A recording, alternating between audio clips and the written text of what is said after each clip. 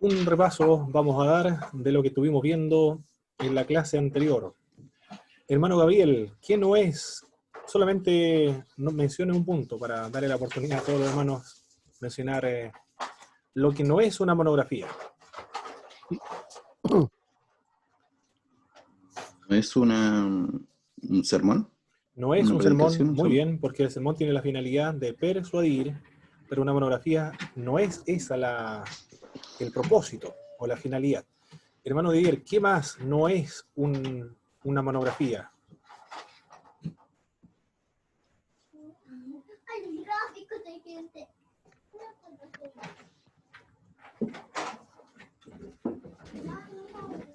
Hermano Didier Torres. Ya, ahí estoy. No era un ensayo lo que Muy hicimos bien, no anteriormente. es un ensayo, no es un sermón, no es un ensayo con las opiniones personales. Hermana Nicole, ¿qué no es una monografía?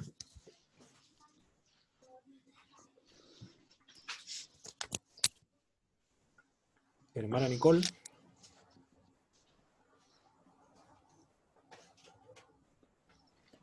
Parece que no está llegando bien la señal por allá, por la ciudad de Valdivia. Muy bien, vamos a continuar con la hermana Zulema entonces. Un sermón no es, perdón, una monografía no es un sermón, no es un ensayo. ¿Qué más no es una monografía? Hola hermano, bendiciones. Bendiciones, hermana Zulema. No es un trabajo superficial. Excelente, sino que es un trabajo que cava hondo sobre un tema en particular. Muy bien, no es superficial. Esto tenemos que tenerlo muy en cuenta porque vamos a comenzar a trabajar con monografías. No incurra en ese error al momento de trabajar un trabajo monográfico, de decir todo, mucho de todo, sino que decir mucho de un poco solamente, y para profundizar más todavía en el contenido. ¿Quién más? Pastor Marcos, ¿qué más? No es una monografía. Un ensayo de las opiniones personales. Perfecto, no es un ensayo de opiniones personales con el respaldo de las citas textuales de otros. En realidad eso es simplemente demostrar cuánto uno sabe, ¿no? La monografía no es demostrar cuánto uno sabe. Pero se supone que una monografía parte desde la ignorancia de uno, del que plantea las preguntas, porque no sabe las respuestas y va a investigar para encontrar esas respuestas. Muy bien, ¿quién más? Hermano Miguel Ángel de Puerto Varas. ¿Qué más? No es una monografía. Hemos dicho que no es un sermón, no es un ensayo, no es un ensayo de opiniones personales respaldada por citas textuales de otros autores, no es un trabajo superficial. ¿Qué más? No es una monografía. Hermano Miguel Ángel. Parece no me escucha, hermano Miguel Ángel. La hermana Nicole. ¿Me escuchará la hermana Nicole? Ahora, por Valdivia. Ah, hermano Miguel Ángel dice, un manual. Ah, también pueden responder por medio de... Sí, pero no le pregunté si le había pedido plata. No, pueden responder también por el chat. Hermano Miguel Ángel dice, un manual de instrucciones. Muy bien. No es un manual de instrucciones, un trabajo monográfico no es un manual de instrucciones, tampoco es un informe de lectura o un informe. No es un plagio tampoco, mucho menos eso. Sería muy, muy feo de parte nuestra de descargar de monografías.com y luego presentarlo como si hubiese sido obra nuestra. Muy bien, ¿qué es una monografía entonces, hermano Gabriel? Lo que una monografía sí es.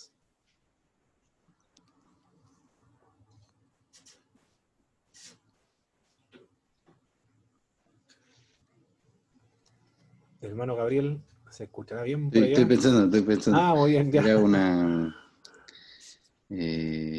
un informe? No es un informe, pero ¿qué es? ¿Qué es lo que es una monografía? A ver, la tenía. Espera.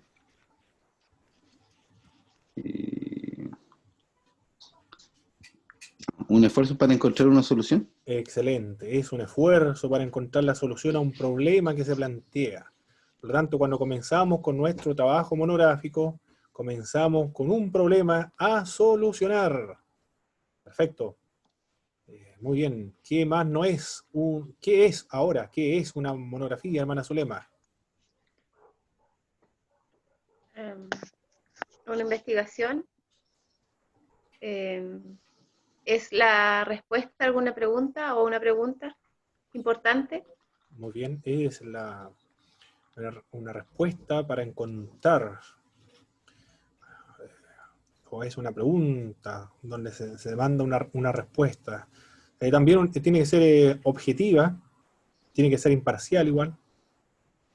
Y una investigación muy limitada, estuvimos viendo, muy limitada, a un asunto en particular, tiene que delimitar muy bien el tema que va a trabajar. Una monografía es una investigación que fielmente documenta toda la fuente de información. Tiene que documentar o darle el crédito a los autores de donde trajo esta investigación.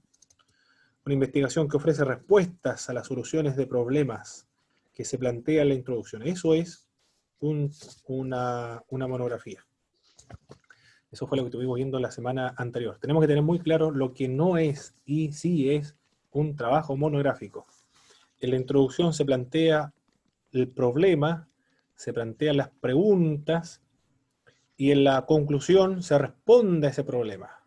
Se responde a aquellas preguntas, se soluciona el problema. Los que trabajan con trabajos monográficos para determinar si una monografía está bien hecha, y no sucede solamente con la monografía, sino con las tesis. Los profesores que revisan monografía y los que revisan tesis, lo primero que ven es la introducción y después se van a la conclusión. Y van a ver si eso es un trabajo monográfico o es otra cosa. Eso es lo primero que ven. Y después, si coinciden, hay una relación estrecha entre uno y otro, entonces van a leer el cuerpo de aquel trabajo. Ahora vamos a trabajar entonces con los distintos tipos de investigación. Eso es lo que vamos a ver de inmediato. Los distintos tipos de investigación existentes. En el estudio bíblico y en el estudio teológico y ministerial, porque ese es nuestra área, nuestro campo de estudio, bíblico, teológico y ministerial. Hay dos tipos de investigación que van a sobresalir en la educación teológica. Una es la investigación literaria, y la otra es la investigación de campo. Y a la hora de escribir una monografía, o también a la hora de escribir una tesis, hay que tener un archivo.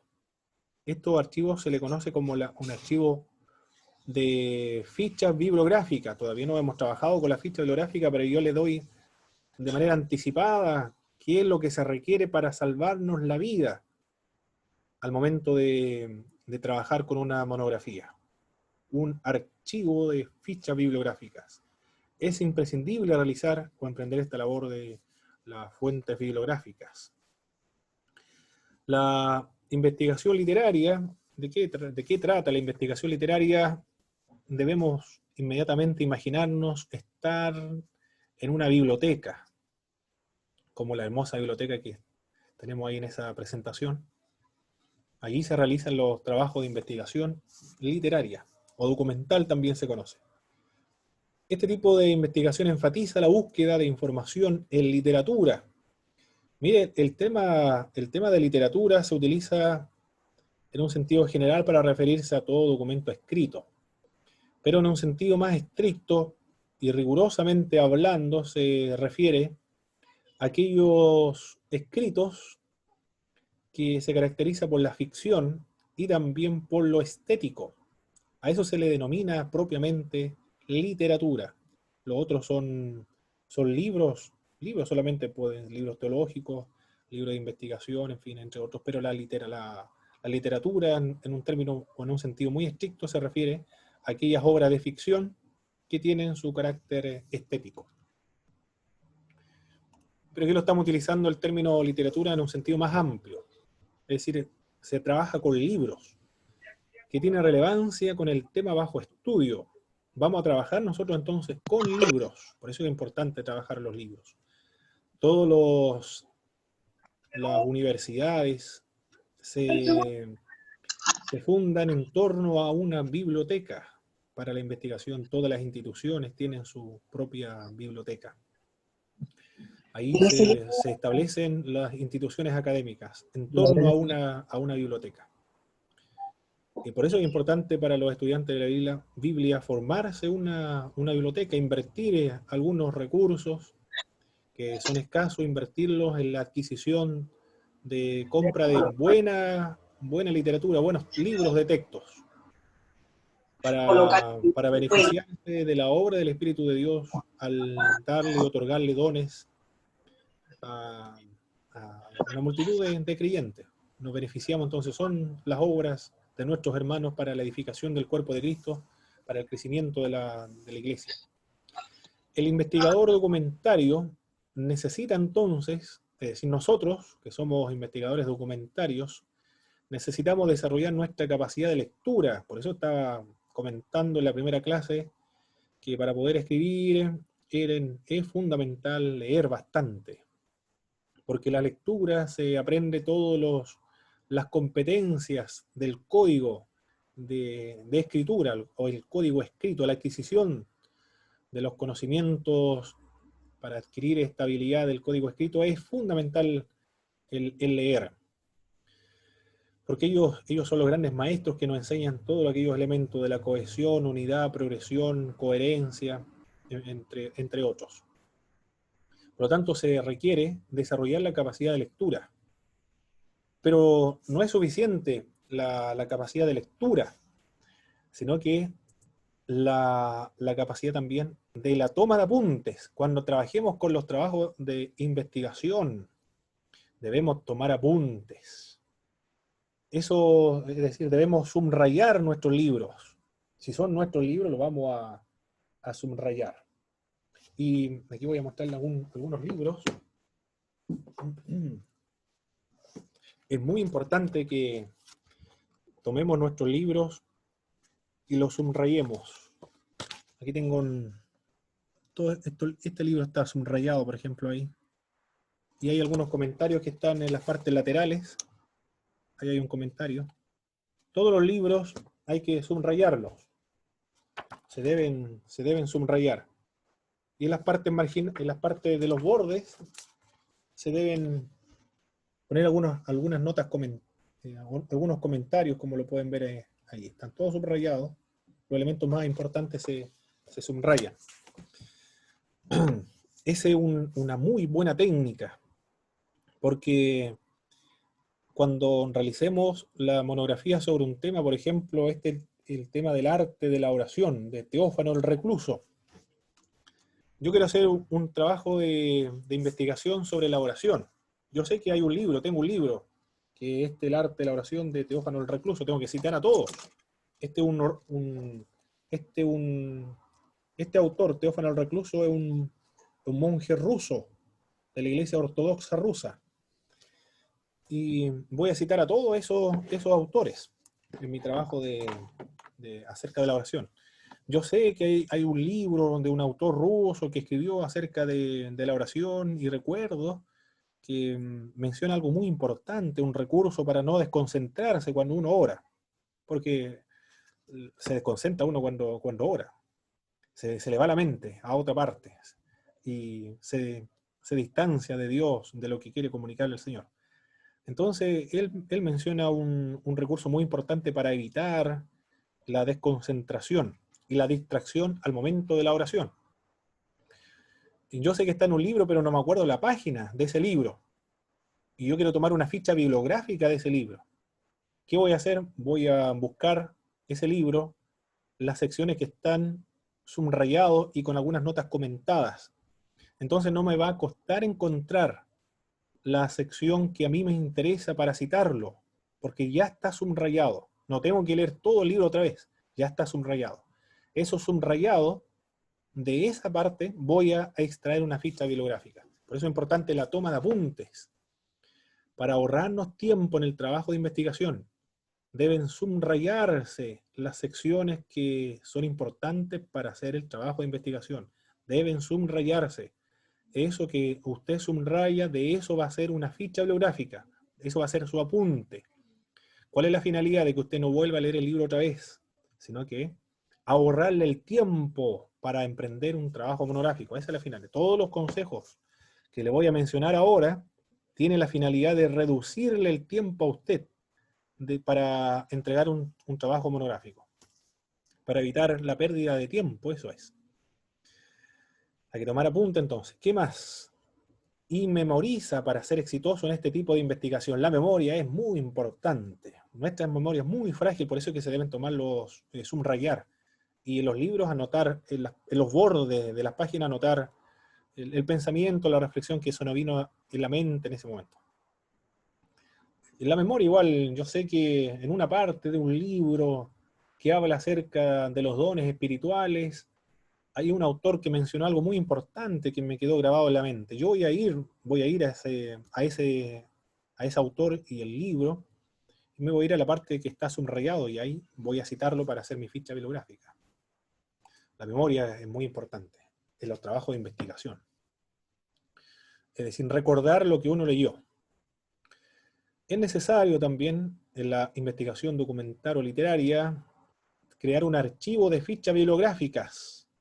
Después le voy a comentar qué es un archivo de ficha bibliográfica. Antiguamente se hacían en cartones, se tomaban los apuntes, se escribía a mano. Pero ahora eso se ha cambiado. Ahora nosotros vamos a escribir en computación o en cartulina. Es mejor en computación para andar más rápido, para no perder tanto tiempo. Eso en cuanto a la investigación literaria. Nosotros vamos a trabajar, y los trabajos de investigación que usted va a entregar, por el tiempo que disponemos, porque hay que entregar el trabajo monográfico el 12 de diciembre, nos vamos a dedicar a trabajar una investigación documental o literaria. No de campo, porque demanda más tiempo. Pero lo voy a comentar también para que vean que existen varios tipos de investigación. Menciono esto porque debe saberlo. Y no menciono solamente el documentario literario para que no crea que existe solamente un tipo de investigación. En la investigación de campo sobre temas en los cuales hay poco o nada de literatura, por eso se va a hacer un trabajo de investigación de campo. El procedimiento es la observación directa, la realización de encuestas y también la conducción de entrevistas. En la investigación de campo, por ejemplo, las preguntas que pueden surgir para poder responder es cómo mejorar los ingresos económicos o las ofrendas, los diezmos en una congregación. Es el trabajo que realizó Mike Chill, mi profesor de ISUM. Actualmente es director de ISUM. No estaba relacionado con la iglesia, porque él estaba sacando una maestría, recuerdo, de administración de empresa. Pero el tema que él quería solucionar era cómo mejorar los ingresos económicos y la ofrenda en una congregación. Entonces, él se instaló en una esquina de la iglesia a grabar el culto. Y vio que en los cultos habían problemas que impedían, o obstáculos que impedían el mejor ingreso de recaudación de las ofrendas en la congregación. Él comentó que uno de los los grandes problemas y el gran obstáculo que impide que ingresen las ofrendas a la iglesia eran los coristas. Con las asambleas de Dios no son coristas, son los hermanos que cantan las bandas, los músicos. Porque cuando comienzan a pedirse la ofrenda, en ese momento comienzan a tocar los hermanos. Y cuando tocan, ¿qué es lo que hace la gente? Cierran sus ojos y comienzan a alabar al Señor. Y pasa la persona por las bancas con el ofrendero, y la persona está concentrada alabando al Señor, mete su mano al bolsillo y lo deposita el ofrendero, y sigue alabando después. Ese era un gran obstáculo, mencionaba Mike Chill. Lo otro, que el otro problema que encontró él es que no se le daba cuando se pedían las ofrendas un acto de solemnidad, sino que era una especie de algo incidental que sucedía en el culto, como una interrupción necesaria que sufría el culto, pero no como parte del culto. Entonces, él implementó que debían ser las ofrendas, la recaudación de ofrendas, como un acto solemne como parte del culto. Entonces, estableció una persona, a alguien, antes de pedir la ofrenda, que citara un texto bíblico relacionado con la ofrenda, que diera un testimonio relacionado con la ofrenda y una ilustración, texto bíblico, testimonio e ilustración acerca de las ofrendas, la importancia de las ofrendas. Después de que pasaba el hermano a señalar esto, los músicos no tocaban nada, sino que estaban todos en silencio. Y se ponían los hermanos adelante y comenzaban y se le entregaban los sobres. En cada puesto habían sobres. Y los hermanos ya no pedían monedas, sino que ahora iban para recolectar los sobres. En cada banca, en cada sección donde cada hermano se sentaba, había un sobre. El hermano que estaba dirigiendo la petición de la ofrenda pedía a aquellos que no tengan el sobre que levante la mano. Entonces tenían que levantar la mano todos los que no tenían sobre y se le pasaba un sobre. Y después que todos tuviesen sobre en sus manos, debían y ya haber echado el dinero en el sobre, luego pasaban los hermanos de adelante hacia atrás recolectando todos los sobres. ¿Por qué el sobre? Porque los latinoamericanos no venden los productos, él se dio cuenta de esto, en los negocios, incluso un lápiz, si se vende un lápiz, los latinoamericanos lo venden en sobre. En España, cualquier cosa, si se vende algo muy pequeño, todo lo echan en un sobre. Un sacapuntas, por ejemplo, todo va envuelto en un sobre, porque la cultura hispanoamericana aborrece cuando se le vende algo, se le da algún producto sin envolver. Por lo tanto, el sobre es fundamental, porque él va a dar algo, tiene que darlo en un sobre. Además, lo otro, el latinoamericano en un sobre no va a echar una moneda, 100 pesos, va a echar un billete en un sobre. Impide los sobres que ingresen monedas ahí, porque va a ser visible la moneda. Entonces, para evitar eso, se estableció la ley del sobre. Y después se recolectaba. Eso es el método que estableció Mike Chill, pero estableció ese método después de haber analizado muchas iglesias en América Latina. Llegó a la conclusión también de que la característica del pueblo latinoamericano es que la sensación de que se nos había esquilmado, se nos había robado. Por lo tanto, la sensación nuestra es de que a nosotros se nos debe dar, pero no nosotros dar a los otros. A nosotros se nos despojó de nuestros recursos, por lo tanto, el mundo nos debe. Nos deben dar a nosotros, no nosotros dar. En cambio, los norteamericanos, ellos pueden dar muchas, no se llaman ofrendas, sino las famosas propinas, pero en América Latina hay que cobrarle a la fuerza las propinas. Porque los latinoamericanos no dan, son de manos apretadas, en contraste con lo de Estados Unidos. Pero es por idiosincrasia, por cultura, tradición. Porque a los latinoamericanos vinieron los europeos, le robaron todo el oro, entonces eso quedó en la conciencia colectiva y quedó con esa idea de que todo el mundo nos debe a nosotros, por lo tanto nos deben darnos. Y cómo él estableció esa ley del sobre y esa forma de mejorar los recursos en una congregación por medio de la investigación de campo. Ese es un ejemplo, solamente hay muchos otros más ejemplos de investigaciones de campo, pero ahí no había ninguna literatura. No había nada escrito de cómo mejorar las entradas en las iglesias de América Latina. ¿Alguna pregunta? ¿No? ¿Ninguna? ¿Algún hermano? Muy bien, sigamos. ¿Mi pastor Cristian? ¿Alguna pregunta o no? Muy bien, No, sigamos. no. Muy bien, sigamos. la investigación documental, entonces, literaria y de campo. En la investigación de campo, en la observación directa, se deben tener algunas precauciones. Esto lo voy a mencionar a grandes rasgos simplemente porque no vamos a trabajar con la investigación de campo, porque por el tiempo que se requiere. Anotar bien la fecha, o también, pero se puede mezclar, ¿ah? También quizá en algunos casos tenga que hacer un trabajo monográfico en alguna parte, mezclar documental con una entrevista, por ejemplo. Y si es así, entonces tiene que tener ciertas precauciones. Una de ellas, anotar bien la fecha en que se produjo la entrevista. Anotar la fecha, el lugar también, y sus condiciones, los nombres y descripciones de los participantes, los eventos transcurridos y la duración de la observación.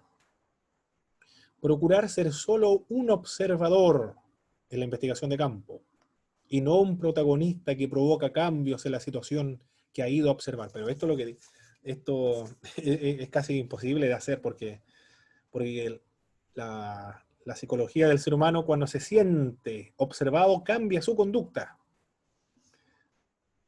Lalibé, cuando investigó a los pentecostales de la época del 67, porque él entregó El refugio de las masas, publicó ese libro en esa época. Él dice que cuando llegaba a las iglesias que él estaba investigando en Santiago, recorrió Temuco también, otras iglesias del Biobío, Concepción, entre otras iglesias de Chile, y él se dio cuenta que cuando llegaba, los hermanos comenzaban a ser más fervorosos de lo común. Había más entusiasmo, más avivamiento espiritual, había más gloria a Dios, más aleluya, y salían a danzar también los hermanos. Había más manifestaciones del Espíritu, lengua y profecía, interpretación de lenguas. Y él lo percibió, que cuando él llegaba y la gente se daba cuenta, los hermanos se daban cuenta que venía Lalibé a hacer un trabajo de investigación sobre las iglesias pentecostales en esa época, los hermanos se comportaban de manera distinta si no hubiesen estado siendo observados en ese momento. Por eso es que es difícil hacer este trabajo de campo, porque las personas no deben darse cuenta de que están siendo observados, porque cuando se sienten observados cambia su conducta. Si piensa grabar un video de una situación en que va a observar, asegúrese de que no exista prohibición de hacerlo, hacer ese video. Hay que pedir autorización. Tenga en cuenta que a menudo la gente cambia su forma de ser y actuar si se sabe que está siendo grabado, claro. Va a cambiar. La realización de las encuestas debe ser necesaria, debe ser breve, concreta, específica también, objetiva, imparcial. Consultar a un número de personas suficientemente representativo en la investigación. Hermano, con respecto a esa frase que usted dice de se cambia, cuando se siente observado cambia su conducta, yo creo que es importante eso a través de los cultos online, por ejemplo, que se han hecho últimamente. ¿Ya? Como que, no sé, he visto varios cultos online que de repente son como muy maquetizados, muy... No es libre, como un culto más tradicional, más íntimo. Yo creo que se hace valer ahí esa frase. Sí, puede ser. Y también puede ser la poca experiencia, porque después de tantos cultos, igualmente, si la cuarentena sigue, después se va adquiriendo experiencia, después ya va a ser más natural. Es que cuesta igual si es otra forma, es otra forma de realizar las reuniones. Exacto. Muy bien. Bien, esto es la investigación de campo, entonces, estamos viendo. Otro tipo de investigación que se realiza, no en el campo teológico, también en algunos casos se van a hacer estos tipos de investigaciones, pero ahí vamos a ver luego los tipos de investigaciones en el mundo teológico, en la educación teológica. La investigación cuantitativa también es otro tipo de investigación.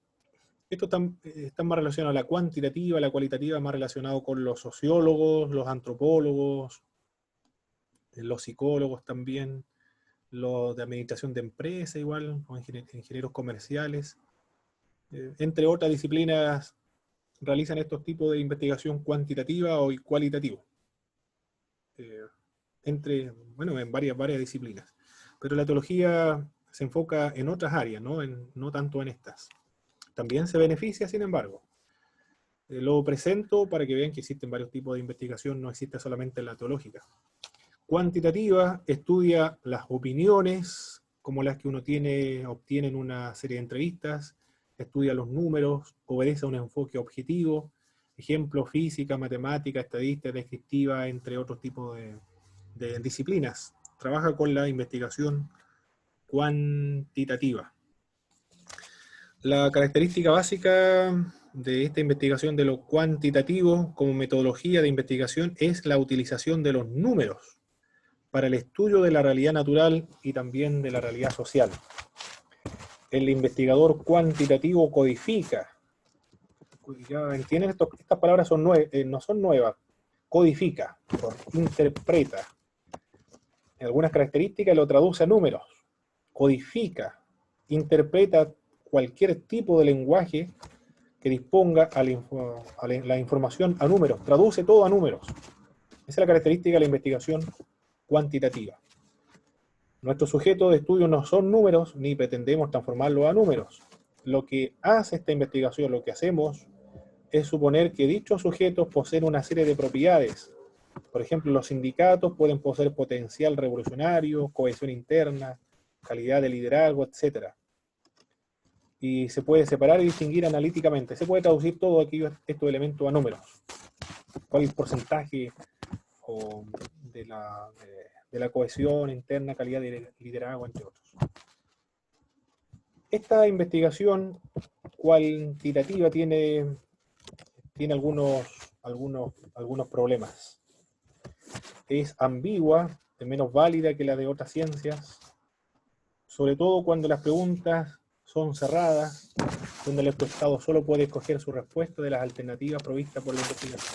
Bueno, todas las investigaciones tienen sus debilidades, pero me di cuenta en el estudio cuantitativo, en un trabajo que se realizó en la región de la Araucanía. La pregunta fue, ¿cuántos mapuches se sienten orgullosos de ser chilenos? Esa era la pregunta. Y el 70% de los mapuches entrevistados se sentía orgulloso de ser chileno. Decía ese trabajo de investigación. Y lo traduce a números. 70% de mapuches que fueron encuestados señalan que se sienten orgullosos de ser chilenos. Pero el problema es que es muy, muy limitado, muy ambiguo, se presta para la manipulación, y también si las preguntas no están bien formuladas, va a llegar a conclusiones erradas. Porque si se les pregunta a estos mismos mapuches de la región de la Araucanía, ¿cuántos de ellos han leído el informe de la verdad histórica y nuevo trato hacia los pueblos originarios? ¿Cuántos de ellos lo han leído?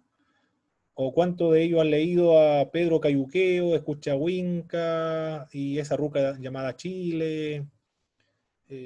O Todo por ser indios, de Pedro Cayuqueo, u otros libros, Malón, por ejemplo, de Pedro Marimán, o si conocen la historia de lo que ocurrió en el siglo XIX. Ya ahí cambia la situación. Si todo eso, estas mismas personas hubiesen leído esos libros, ya la respuesta hubiese sido diferente. Ya hay difícilmente incluso se sentirían orgullosos, no, ni siquiera se sentirían chilenos al leer toda esa historia. Por eso que el trabajo cuantitativo tiene ciertas limitaciones, ciertos problemas cuando no se hacen correctamente las preguntas. Y el otro es el cualitativo. Se utiliza para analizar una realidad social al amparo de un enfoque subjetivo con el propósito de explorar, entender, interpretar, describir el comportamiento de la realidad en estudio, no necesariamente para comprobarla. En la investigación cualitativa se estudia los gestos de la cara. Hermano, ¿Sí? con respecto a la cualitativa, estaba intentando relacionarla para algún estudio bíblico. ¿Se puede relacionar con la numerología, no? ¿Cuantitativa? ¿O ¿Sí? cualitativa? No, porque ¿La cuanti? en la cuantitativa... Pero hay estudios cuantitativos relacionados a la Biblia, ¿no? que yo conozco ninguno. Ninguno cuantitativo. Es que la cuantitativa se utiliza en la física, matemática, estadística, descriptiva, entre otros. Pero la Ya. teología En la numerología no entraría. no entraría ahí. Es que la numerología me parece mucho que la numerología ni siquiera es parte de la exégesis, más bien pertenece Metafísica. exactamente, más metafísico, Esotérica. eso, más esotérica. Esotérico.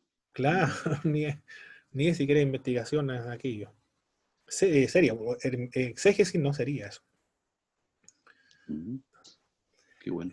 En el cualitativo se interpretan los gestos, las palabras, la posición corporal, todo eso es interpretado. En la cuantitativa se trabaja con encuestas, mientras que en lo cualitativo se trabaja con entrevistas.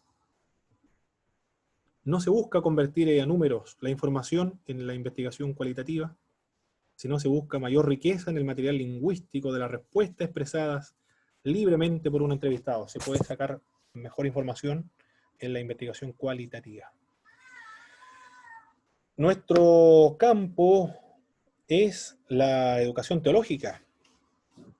Estos tipos de investigación nosotros realizamos en toda la educación teológica, todos los seminarios, facultades de teología. Estas son las áreas y las partes de investigación en la cual trabajamos.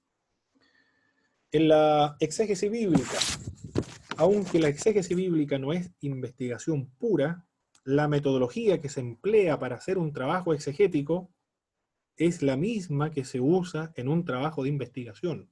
Por eso que también fue asignado acá como un tipo de investigación en la educación teológica, porque la metodología utilizada es la misma de un trabajo de investigación. La lectura cuidadosa, la toma de apuntes, la organización de los materiales, la redacción esmerada, es una investigación propiamente tal.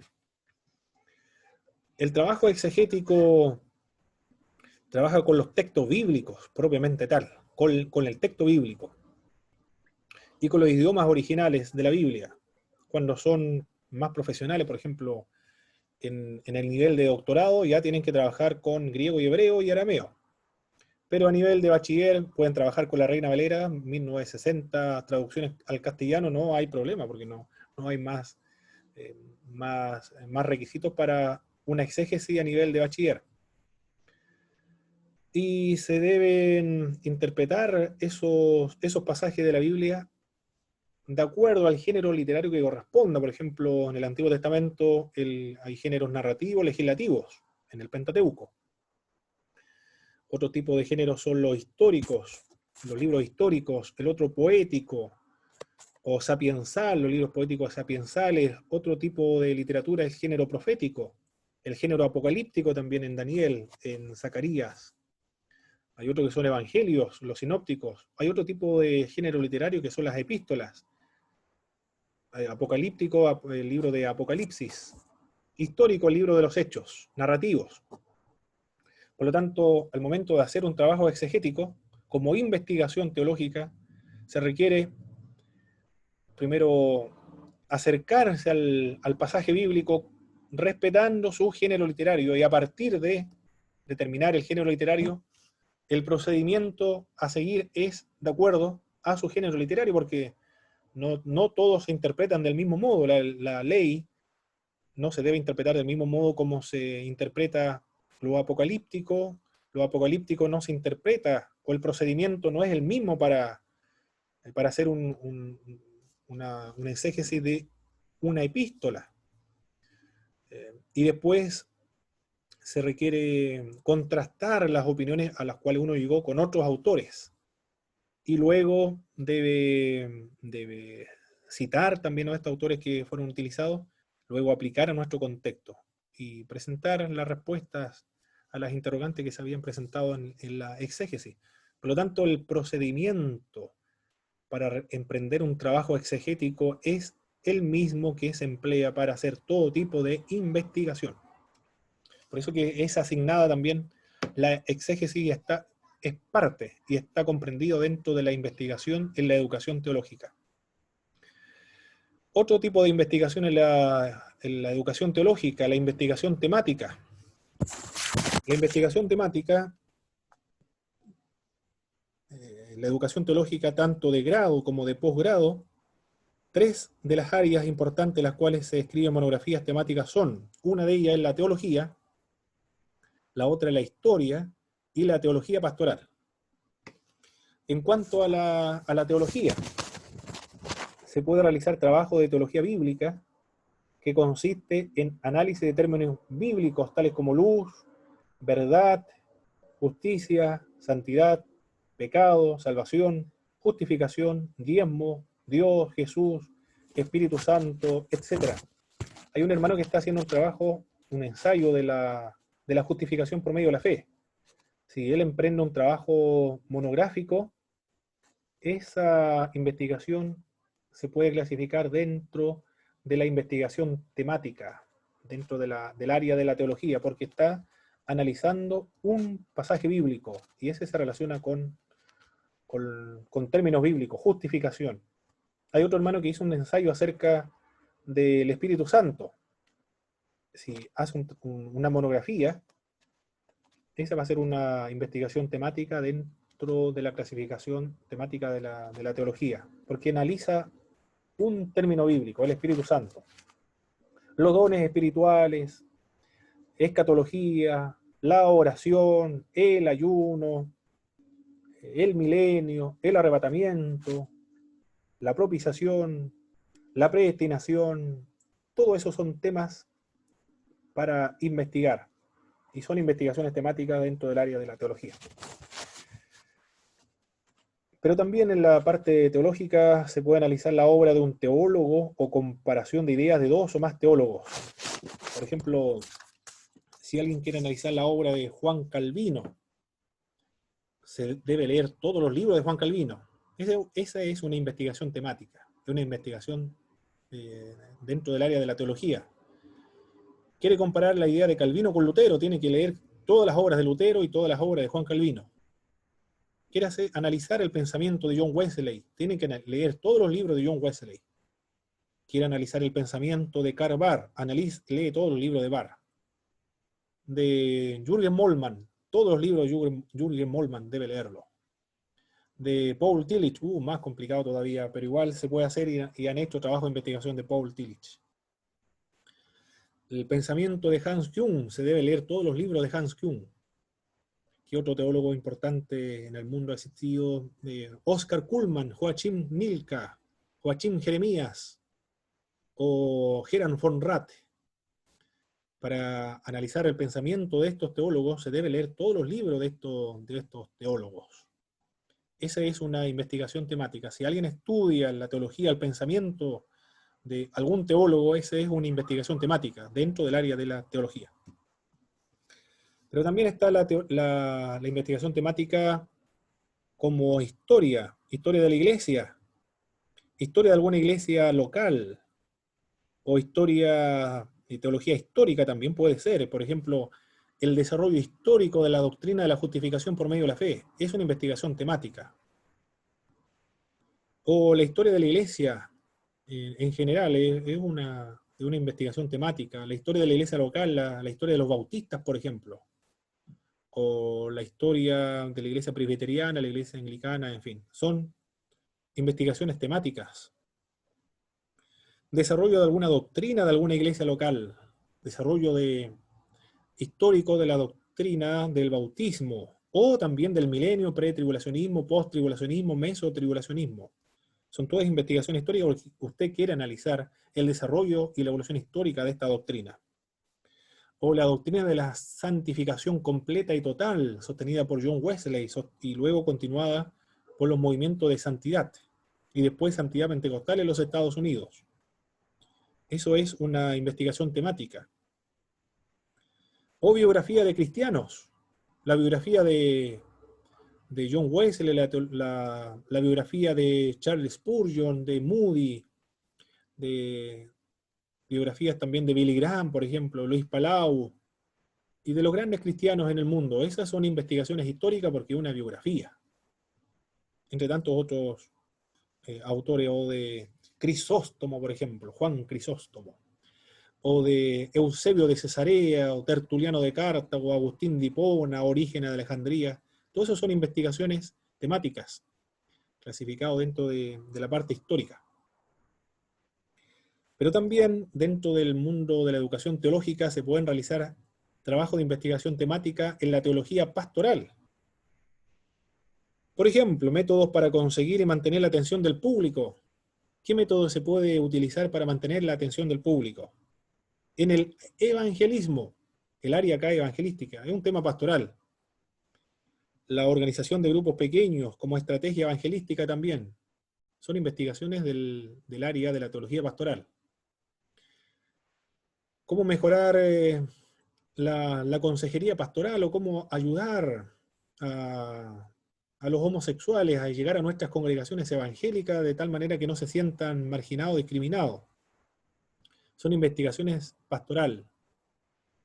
¿Cómo responder al mundo cuando nos hacen preguntas de temas éticos, como por ejemplo la inseminación artificial, la donación de órganos, la donación de sangre, ¿qué más puede ser? La clonación de órganos, la eutanasia, el aborto? Todas esas investigaciones que se emprendan son investigaciones temáticas dentro de esta clasificación de la teología pastoral, porque son temas de la pastoral, para solucionar los temas pastorales. Esos son los campos, las áreas en las cuales vamos a trabajar nuestras monografías. Hermano Gabriel, ¿cuál es el área donde usted va a trabajar su monografía? ¿Sobre qué tema en particular? Yo le había conversado acerca del libro de Job. El libro de Job, y el tema va a ser el sufrimiento, parece que es, ¿o no?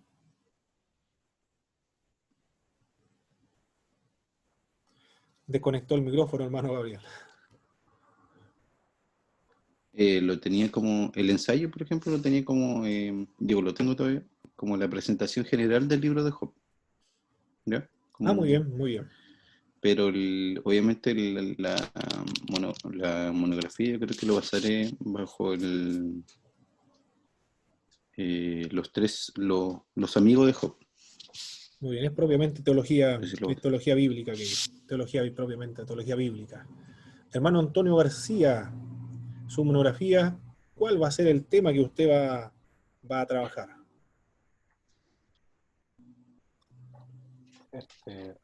A ver. Bueno, no sé si entraría en el rango de la teología pastoral o de la teología por sí sola. Quería tratar un tema actual que vivimos los cristianos acerca del divorcio, del matrimonio en la iglesia. Creo que más suena pastoral.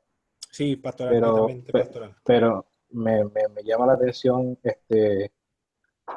un versículo en específico, pues, el de que lo que Dios unió, el hombre no lo separa. Entonces, tratar sobre ese tema. Muy bien. Bueno, se puede mezclar, algunos están relacionados. Están relacionados con la teología y la teología pastoral. Bueno, de hecho, la pastoral se llama teología pastoral. Y bueno, el otro tema, no sé, que estaba tratando era el tema del diezmo, la actualidad de nuestra época actual. Perfecto. Hay muchas controversias. Muy bien, hermano Antonio. Esa es la parte de la teología. ¿A quién más voy a preguntarle por acá? Hermana Miriam Soto o el hermano David Ruiz. ¿Cuáles son sus posibles temas que van a trabajar en sus monografías? Estoy viendo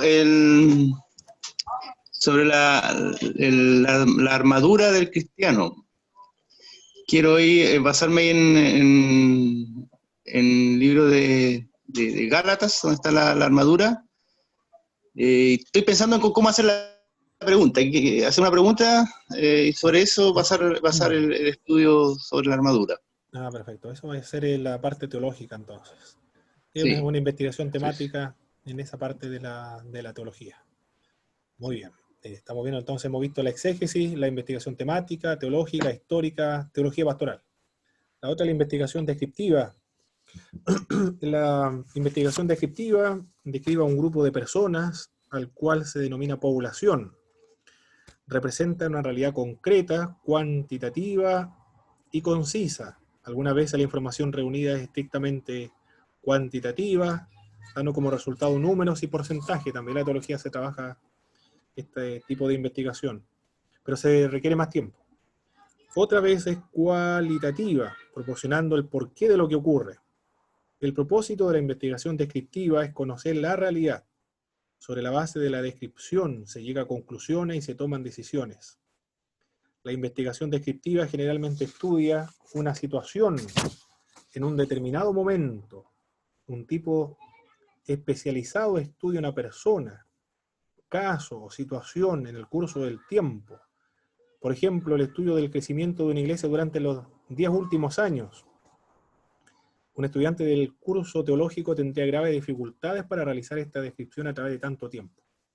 Sí podría hacerlo quien planifica un doctorado en teología pastoral y podría tener tiempo suficiente, 10 años, para ver el crecimiento de una iglesia en ese espacio de tiempo. El otro son los estudios de casos. El estudio comienza con una narración y termina con la comprensión teológica de la forma como se debe manejar una situación en particular. Un caso es una situación pastoral o una descripción objetiva de un problema acerca del cual se hace reflexión teológica. Por ejemplo, el caso que hizo el pastor Mike Childs de las Asambleas de Dios en América Latina. Cómo mejorar los ingresos económicos en la congregación.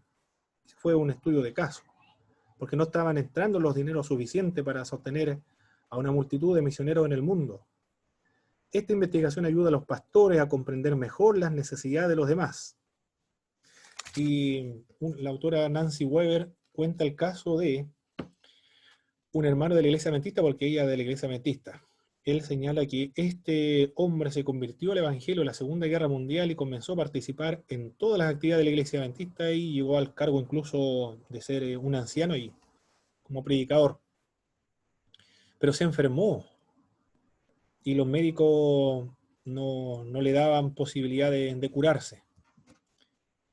¿Y qué es lo que hizo el hermano? Fue a un curandero, volvió nuevamente a su cultura. Cuando ya los médicos no tienen posibilidad alguna de sanarlo, entonces, como última opción, fue al curandero. Y el curandero lo sanó, se sanó de la enfermedad. Era una enfermedad no de la medicina convencional, sino de la tradicional, o más espiritual. Era un tema, una especie de brujería, pero el tema es que el curandero lo sanó. ¿Y qué es lo que hizo el miembro de esta iglesia? Después de un tiempo volvió nuevamente a la congregación, pero ya los hermanos no lo miraban con muy buenos ojos, lo miraban con sospechas. Lo marginaron, no le dieron la bienvenida. Esa es la narración a grandes rasgos. Eso es un estudio de casos. Y luego se llega a una comprensión teológica de lo que sucedió en esa congregación en particular. Y se llegan a las conclusiones. ¿Cuál es el problema? Que en la iglesia adventista, el séptimo día, no creen en las manifestaciones espirituales, no creen en los milagros, no creen que esté vigente el don de sanidad, por lo tanto nadie predicó, nadie enseñó en las predicaciones, en los discipulados, de poner las manos sobre los enfermos y estos sanarían. Más bien en las prédicas de la iglesia adventista es que el demonio en los últimos tiempos, el anticristo, va a engañar a muchos, por lo tanto, para no ser engañados, no vamos a creerle a nadie que ponga las manos sobre los enfermos y sanarán. Ahí está el problema de la iglesia adventista. Y por eso que el hermano que estaba enfermo ni siquiera fue a conversar con el pastor para que le pusiera la mano en la enfermedad y oraran por la enfermedad, sino que fue un curandero. Y a la luz de este caso, para solucionar el problema en esta congregación, para no incurrir lo mismo, vamos a enseñar entonces acerca de los dones espirituales. Vamos a enseñarle también el poder de Dios para sanar actualmente en la fe, en el poder de Dios para sanar, y que el Señor es más poderoso que todos los curanderos del sector. Esa es la conclusión a la cual se llegó. Pero para solucionar ese problema tuvo que haber una investigación de casos, un estudio de casos. Pero ese caso en particular no es solo de allá, sino que también ocurre en los hermanos de los Campos cuando se convierte. Yo conozco un caso es el tío de mi esposa, en la región de Araucanía. Fue encargado de obra incluso de una iglesia importante. Y se sanó, se tuvo un problema a la pierna y fue a una machi para que le sanara la machi. La machi son el líder espiritual y ancestral de la religión mapuche. Se supone que cuando alguien se hace cristiano ya no requiere más de un machi, pero él fue. Ahí vemos entonces que hay un problema, el mismo similar de la iglesia adventista de la otra parte del mundo. Pero ocurren esas situaciones. Y hermanos también siguen participando en los guillatunes en el campo, en el sector de Galvarino. Y bailan purrún también, es decir, todas las prácticas que se realizan en los guillatunes. Por lo tanto, se practica en el guillatún y el machitún también. No hay problema en ese sentido, en algunos hermanos nuestros evangélicos. Para solucionar ese problema se requiere una investigación de casos. Una consulta. Sí, hermano Antonio. Un estudio de casos también podría ser el tema de los hermanos o pastores de iglesias que se suicidan, algo así. Perfecto, muy bien. Porque, sí, pues. En vista de los últimos casos, las últimas noticias, como que esto ha ido más bien aumentando los casos de pastores que se suicidan por X razón. Ese es un estudio de casos. Se presenta la narración, se da un caso, hay un pastor en tal lugar, en Brasil o en Estados Unidos, se presenta el caso, y luego en torno a ese caso se analiza teológicamente la razón por la cual se llevó al suicidio, y después de analizarlo bíblicamente, teológicamente, se dan las soluciones o las propuestas de soluciones a ese caso, para que no ocurra nuevamente. Muy bien. Y lo otro son las tesis. Hermano, sí, hermano Gabriel. Con respecto a ese estudio de caso,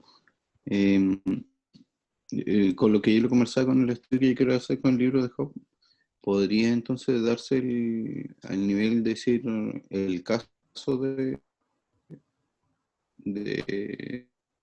la enfermedad de Job? No, porque no sé, todo lo que le pasó a Job. Porque ese es un trabajo netamente teológico, va a trabajar con la Biblia, con el texto bíblico. En cambio, los estudios de casos son estudios de casos reales, concretos y actuales, para solucionar un problema actual que se está originando, suscitando en una congregación en particular. Okay. Buena pregunta, hermano. ¿Aló, mi hermano? Sí, hermano Jaime.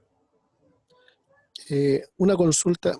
¿Cómo se podría tomar un caso de que un pastor de una determinada congregación que está a cargo de una congregación, posteriormente él renuncia al pastorado, siendo que la Escritura dice que los siervos son llamados por parte de Dios y después ellos dejan la congregación dejando, si bien es cierto, dejando como a la oveja o las ovejas al garete, como se podría decir?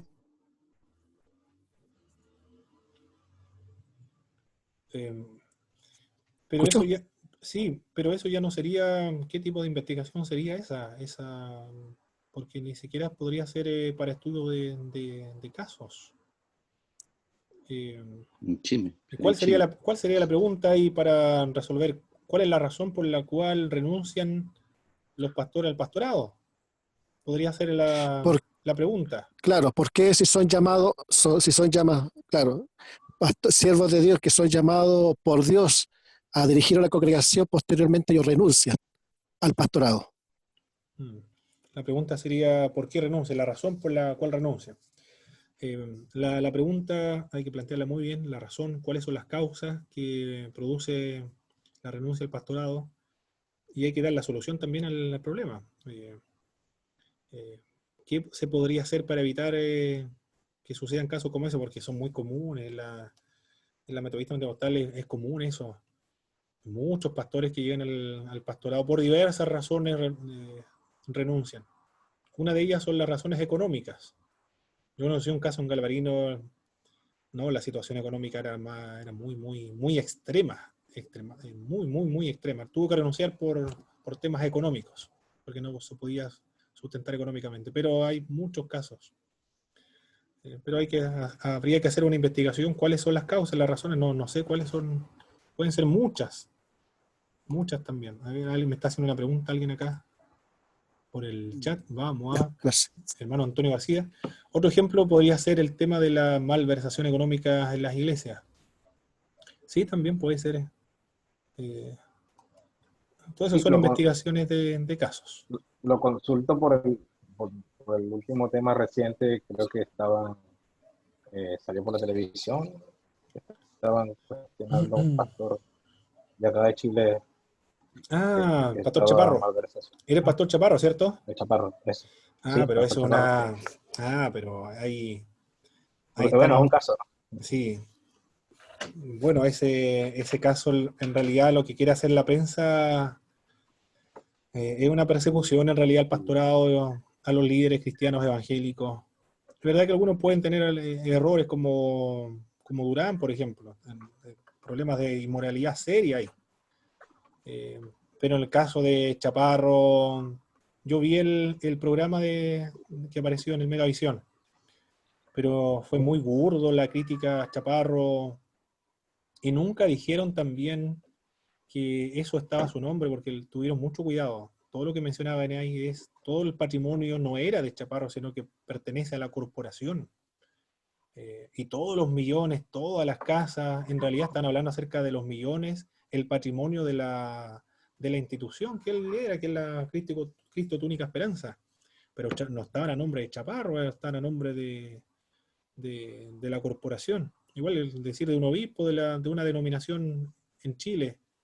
Es lo mismo decir si todos estos patrimonios económicos que él tiene, todos estos millones de pesos le pertenecen a un obispo. No es así, porque pertenece a la corporación, no es él. Tuvieron mucho cuidado, por lo menos, para evitar las demandas a los periodistas de decir que no era de Chaparro, sino que era de la corporación Cristo tu única esperanza. Pero la sensación y la impresión que quedó en el público, muy malintencionado además, el público al reinterpretar lo que se le estaba manifestando ahí, de que la idea quedó que pertenecía al pastor Chaparro, y no era así tanto el asunto. Por eso está sufriendo Sí. muchas críticas, muchos reclamos el Megavisión, en el programa Yo de la creo que el mañana. hermano que presentó fue de doble intención. No, definitivamente no. Eso fue lo más burdo que ha pasado en la crítica al pastorado en Chile. Es una persecución Política, muy mal intencionada también. Pero ellos lo hicieron mal intencionada y con mucho cuidado y asesorado por abogados, porque nunca dijeron que eso pertenecía a Chaparro. Siempre dijeron pertenece a la corporación. Pero la gente que está escuchando Mundanal se va a imaginar que todo eso está a nombre de Chaparro. Bueno, pero Yo creo que hay que transparentar combinación con las elecciones. transparentar todo lo que es ingreso y egreso nomás, con lo que manda la circular. Yo creo Exacto. que ahí está el problema de todo. Sí, transparentar. Ser más Exacto. transparente. Pero en un sentido... perdón, una muy mal jugada fue nomás esa política. Bueno, no se están viviendo los últimos tiempos. Todo lo que sea Dios lo van a blasfemar, lo van a denigrar para que no tengan la confianza en Dios y se cumpla lo que tiene que cumplirse con la Escritura. Sí, pero esa crítica fue la crítica más baja, es muy golpe, muy bajo, muy artificial y muy estirado y eso no fue ninguna investigación seria, periodística. Fue una calumnia, una difamación, una calumnia, no hay seriedad del periodista ahí.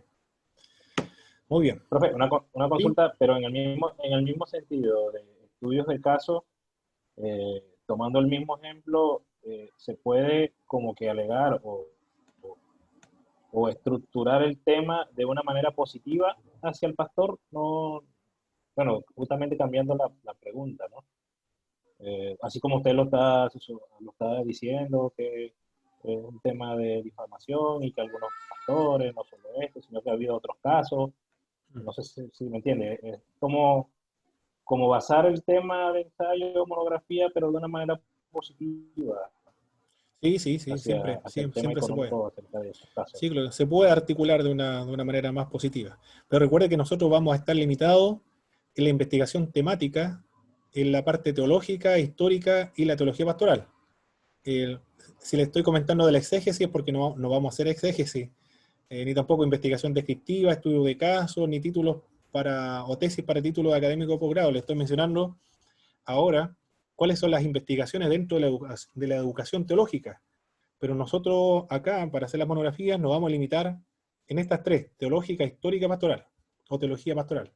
Porque no vamos a poder hacer la descriptiva, ni la de estudio de casos, con mucho menos tesis para título académico de posgrado, tampoco vamos a poder hacer. Recuerdo, el 12 de enero hay que tener la lista. Menos mal que claro.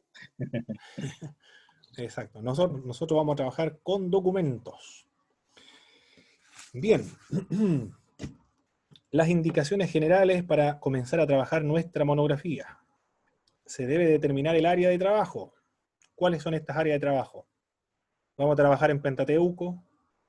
¿O vamos a trabajar en el área de la investigación de la Biblia? ¿O vamos a trabajar en secta, entre otras áreas?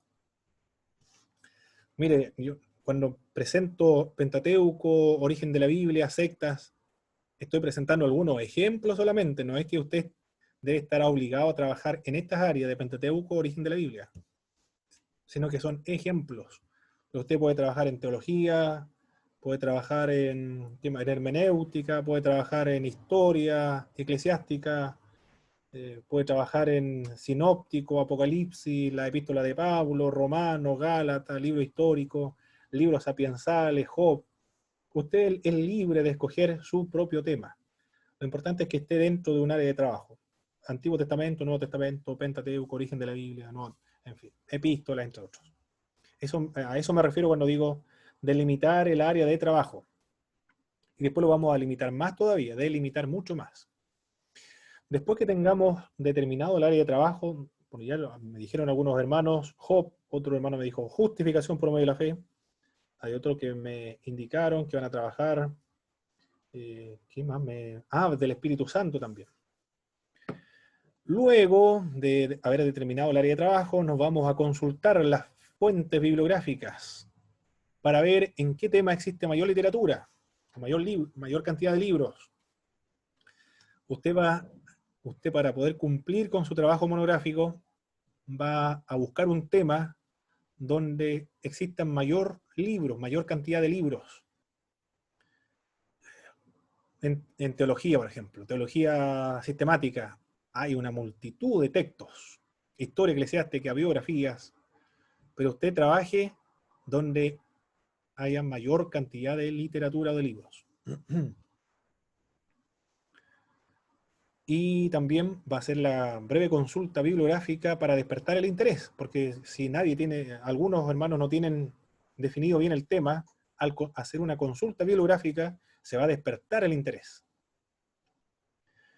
Después de hacer la breve consulta bibliográfica, se debe escoger el tema. Al escoger el tema, este tema debe ser interesante.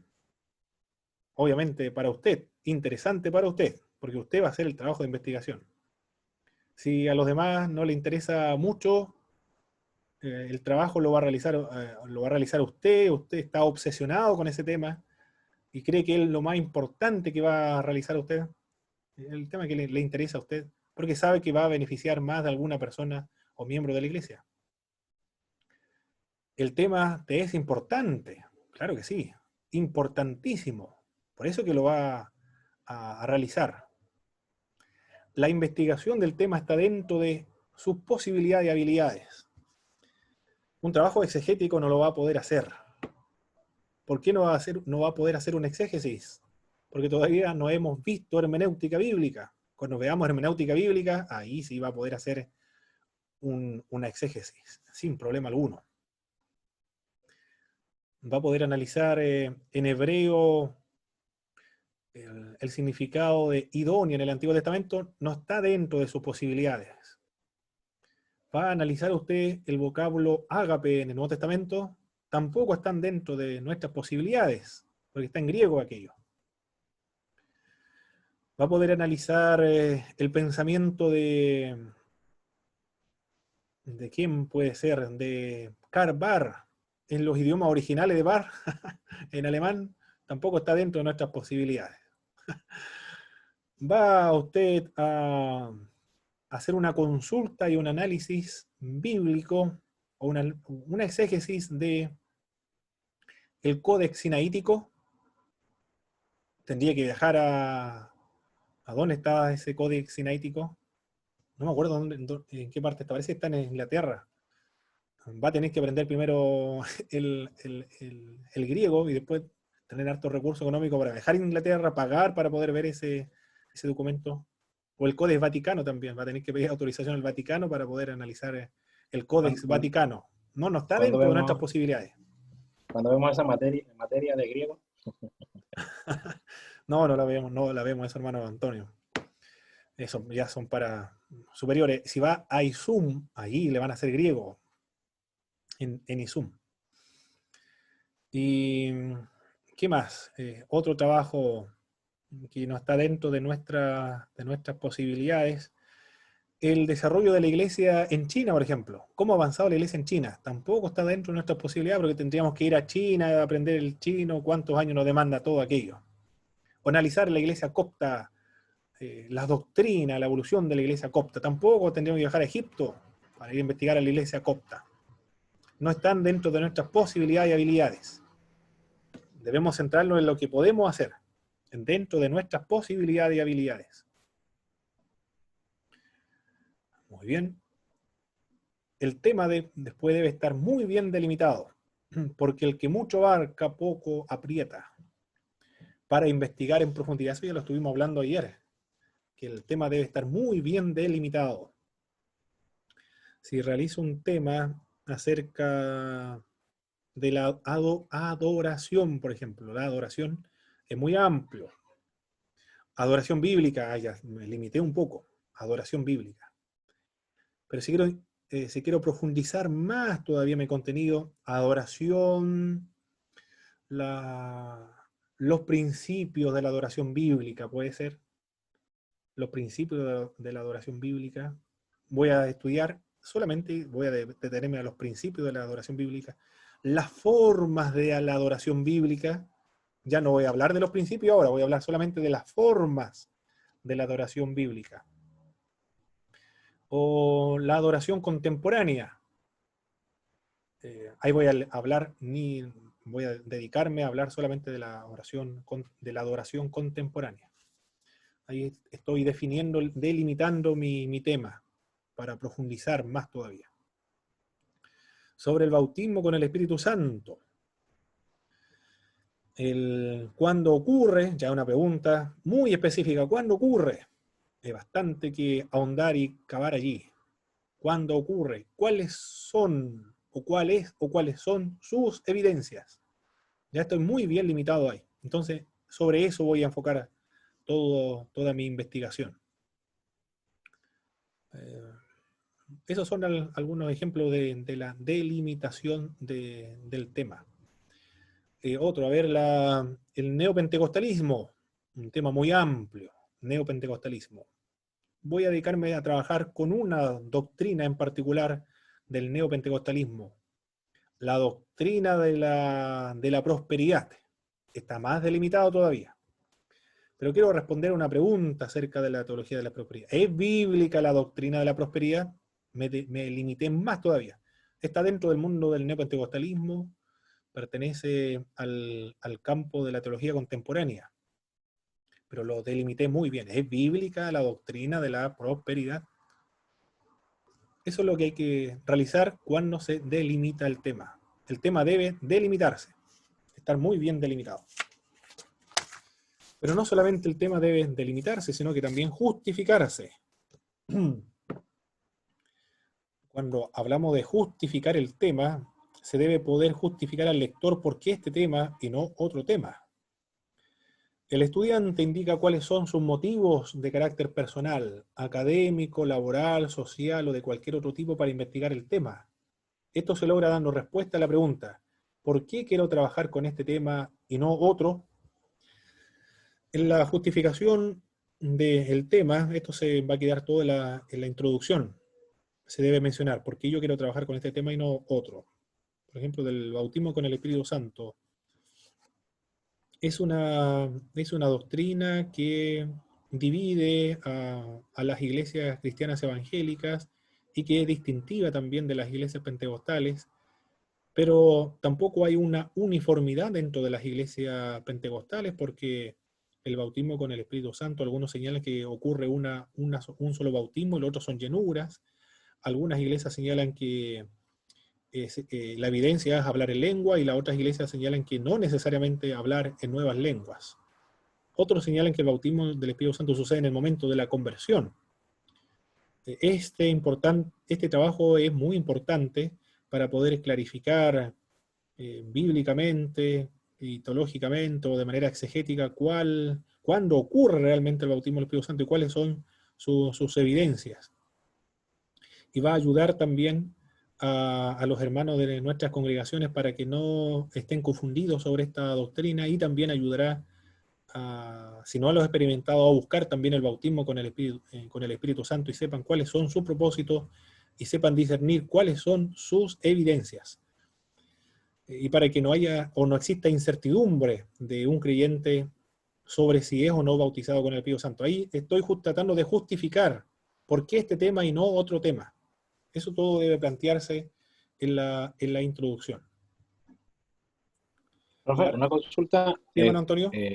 Después que todos, al finalizar este curso, ¿usted comparte los temas en general de los que terminen, o es simplemente de reserva individual? Claro, lo pueden compartir. Mejor todavía. Buena idea, hermano Antonio. No, se me había ocurrido, mira, ¿ves? Se pueden compartir. No sé, claro. Pregunto porque en verdad hay buenos temas que, claro, no los puede escribir todos, pero sí se comparte la información y el estudio de cada hermano. Sí, claro, claro. Bueno, ahí le vamos a preguntar a los hermanos si lo quieren compartir con los demás. Yo creo que sí, sería beneficioso. Debemos edificarnos mutuamente, porque estos trabajos es un esfuerzo intelectual que se va a emprender acá para solucionar un problema que se ha originado en nuestras congregaciones. Va a edificar el cuerpo de nuestro Señor Jesucristo. Bien, la justificación del tema. Con el derecho del autor. Sí. Y también se debe especificar muy bien el problema en forma clara y explícita. Claro que sí. Debe quedar muy bien explicitado o claro o expresado cuál es el problema que demanda ese trabajo de investigación.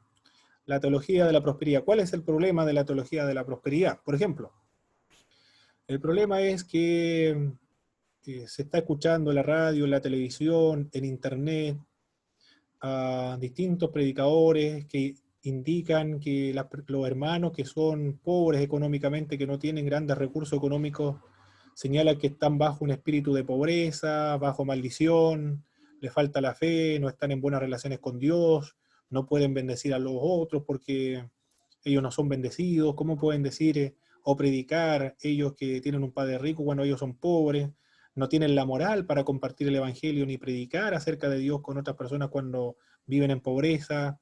¿Cómo pueden hablar en lengua y cómo pueden profetizar si están arrendando, no tienen ni siquiera una casa propia, ni tampoco tienen auto para poder profetizar o predicar?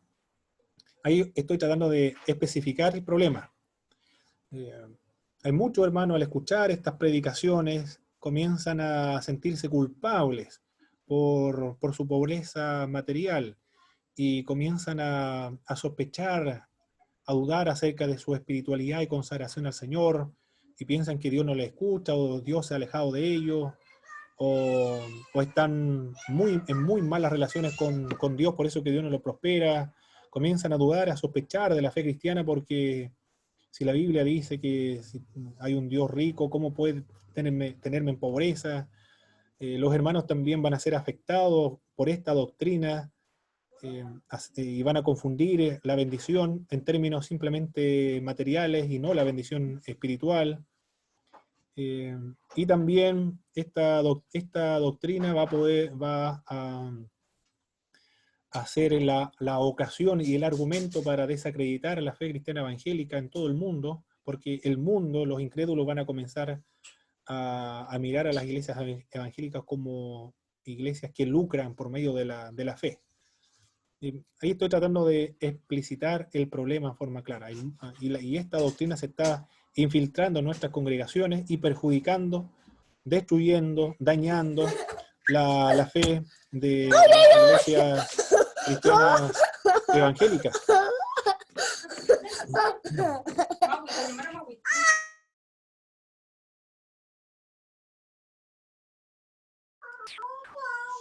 Muy bien, hermano. Después de esta breve interrupción, continuemos.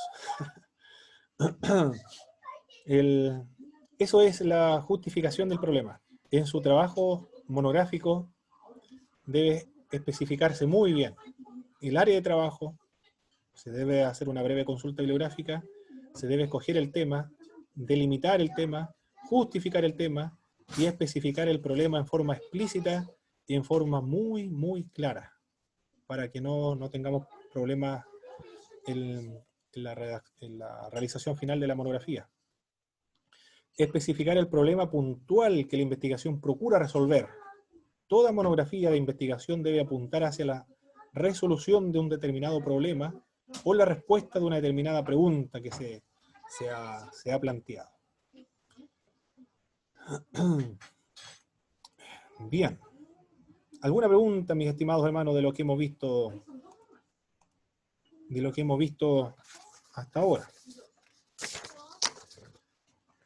Creo que quedó claro cuál va a ser nuestra área de trabajo, en la cual vamos a trabajar. Profe, una consulta. ¿Sí, hermano Antonio? Lo había mencionado ayer, no lo recuerdo.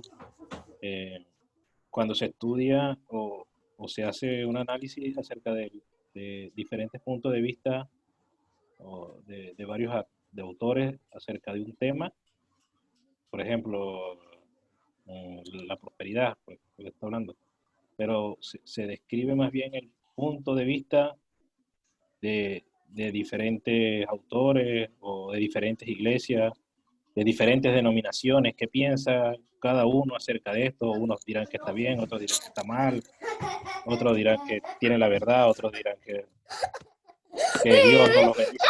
¿Eso cómo sería?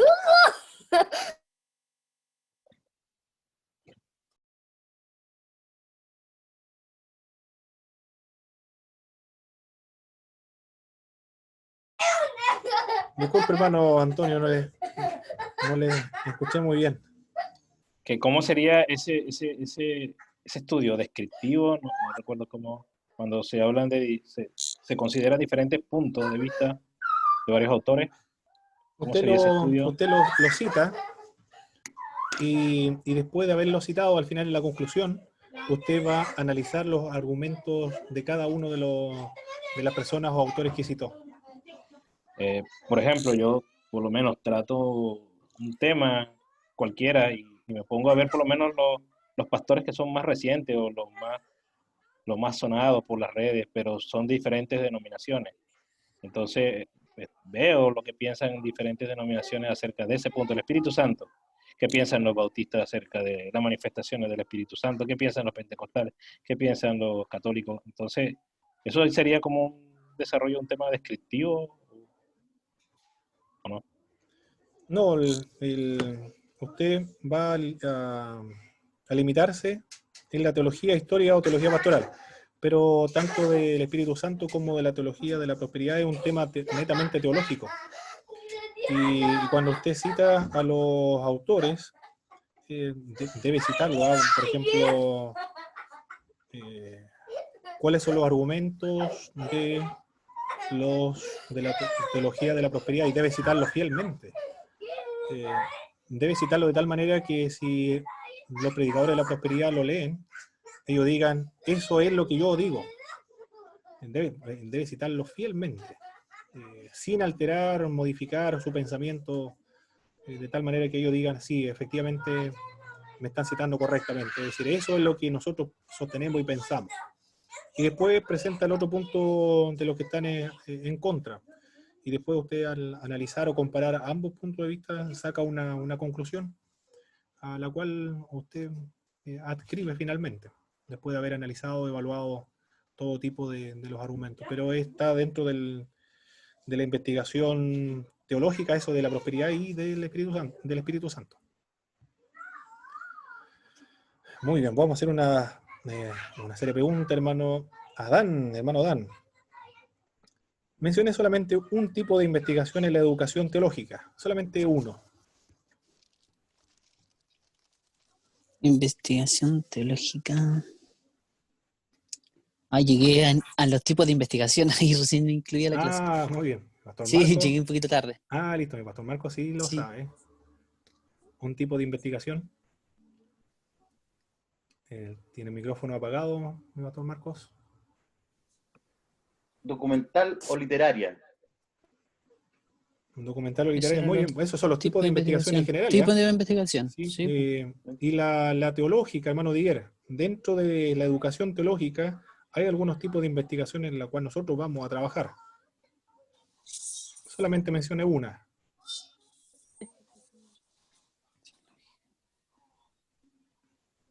Hermano Diguer Torres.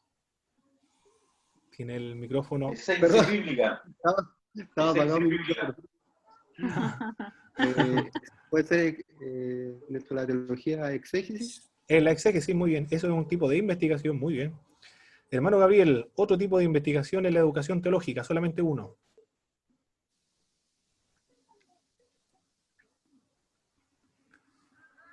Hermano Gabriel. La teológica, muy bien. Hermana Zulema, otro tipo de investigación en la educación teológica. Teología pastoral. Teología pastoral, excelente. Otro tipo de investigación, hermano Jaime Cifuentes, en la educación teológica.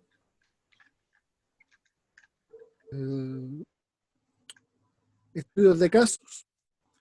Estudio de casos, perfecto, muy bien. Hermana Miriam o hermano David, otro tipo de investigación en la educación teológica.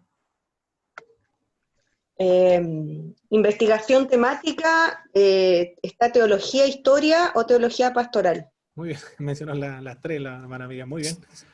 Mi doctor Cristian, otro tipo de...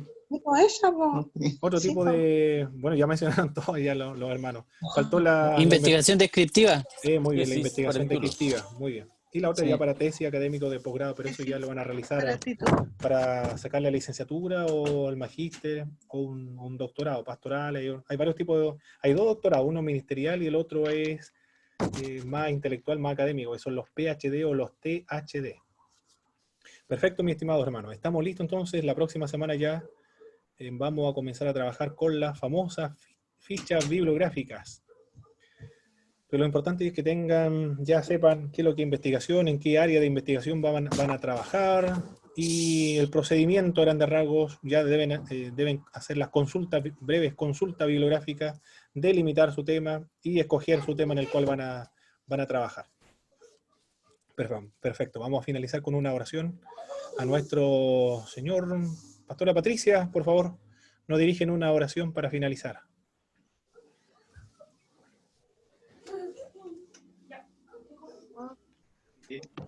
Señor, te damos gracias por este tiempo que hemos tenido de poder estudiar, Señor.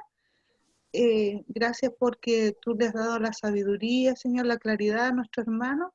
Te pedimos, Señor, que tú nos des la inteligencia y la sabiduría a nosotros para poder realizar cada uno de estos trabajos, Señor, que algunas veces se ponen dificultosos porque ha pasado mucho tiempo en que no hemos ya terminado nuestros estudios, Señor amado, y te pedimos, Señor, que tú nos des la sabiduría, la inteligencia, Padre. Amén. Amado Espíritu Santo, capacítanos tú a cada uno de nosotros y bendícenos, Señor. Danos la claridad, Señor amado, y que el tema que tú pongas en nuestros corazones, Señor, sea motivo de bendición hacia otros, Padre, principalmente para nosotros y también para que otros hermanos puedan ser bendecidos a través de ese trabajo, Padre amado. Te lo pedimos todo esto en el nombre de Jesús. Amén.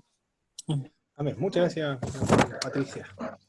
Que el Señor le bendiga y le guarde, mis estimados hermanos. Nos estamos viendo la próxima semana con la ayuda del Señor. Nos vemos. Muy bien. Chao. Chao, hermanos. Bendiciones. Bendiciones.